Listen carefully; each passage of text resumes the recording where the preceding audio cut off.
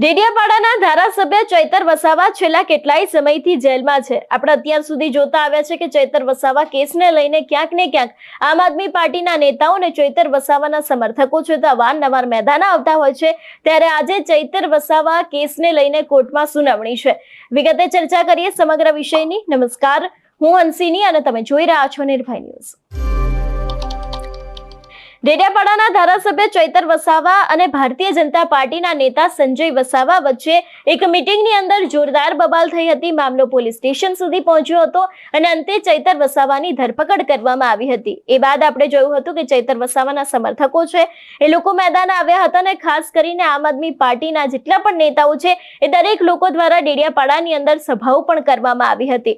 પરંતુ છેલ્લા ઘણા સમયથી આપણે જોતા આવ્યા છે કે ચૈતર વસાવા કેસને લઈને તેમના જે જામીન છે તે મંજૂર કરવામાં આવ્યા છે। ત્યારે હવે આજે ફરી એક વખત ચૈતર વસાવા કેસને લઈને કોર્ટની અંદર સુનાવણી છે।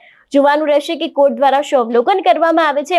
પરંતુ જો વાત કરવામાં આવે ચૈતર વસાવા કેસને લઈને તો આપણે છેલ્લા ઘણા સમયથી જોતા આવ્યા છે કે જ્યારથી ચૈતર વસાવા જે જેલમાં છે ને તેની જ સાથે ભારતીય જનતા પાર્ટીના નેતા સંજય વસાવા છે એ લોકોની બબાલ થઈ હતી, બોલાચાલી થઈ હતી ને એ બાદ ચૈતર વસાવાના સમર્થકો મેદાને આવ્યા હતા।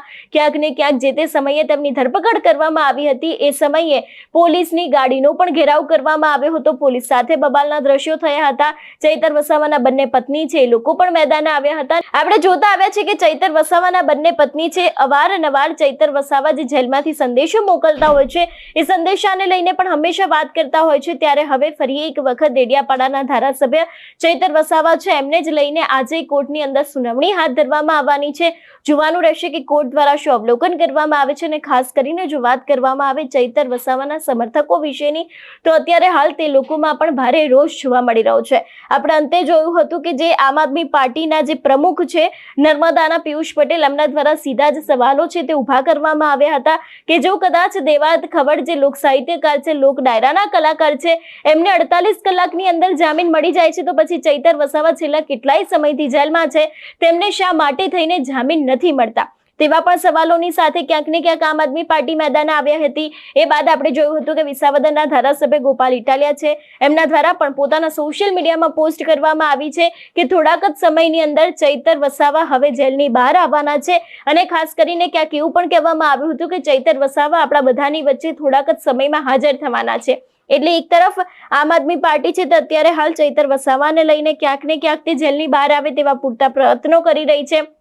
મનસુખ વસાવા છે એમના ઉપર પણ ક્યાંક ને ક્યાંક સીધા આક્ષેપો મૂકવામાં આવ્યા હતા કે મનસુખ વસાવાને કારણે ચૈતર વસાવાને જેલમાં પૂરવામાં આવ્યા છે। ખાસ કરીને આપણે જોયું હતું કે પિયુષ પટેલ દ્વારા તો એવા પણ આક્ષેપો મૂકવામાં આવ્યા છે કે ભારતીય જનતા પાર્ટી અને કોંગ્રેસની મિલીભગતથી જે રીતે ચૈતર વસાવાને જેલમાં મૂકવામાં આવ્યા છે એ આખું ષડયંત્ર છે। એવા આક્ષેપોની વચ્ચે હવે જ્યારે આજે ચૈતર વસાવા કેસને લઈને સુનાવણી હાથ ધરવાની છે જોવાનું રહેશે કે કોર્ટ દ્વારા શું અવલોકન કરવામાં આવે છે। અને અત્યારે હાલ નર્મદાનો માહોલ છે તે પણ ખૂબ ગંભીર જોવા મળી રહ્યો છે કારણ કે ત્યાંનું રાજકારણ ગરમાયું છે।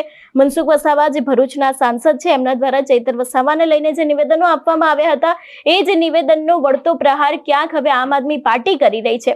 જોવાનું રહેશે કે હવે આજે ચૈતર વસાવાના કેસમાં શું નવાજોની થાય છે। તમારું શું માનવું છે આ વિષયને લઈને અમને કમેન્ટ કરીને ચોક્કસથી જણાવજો। તેની સાથે અમારી ચેનલ નિર્ભય ન્યૂઝને લાઇક, શેર અને સબસ્ક્રાઇબ કરવાનું ભૂલશો નહીં। નમસ્કાર।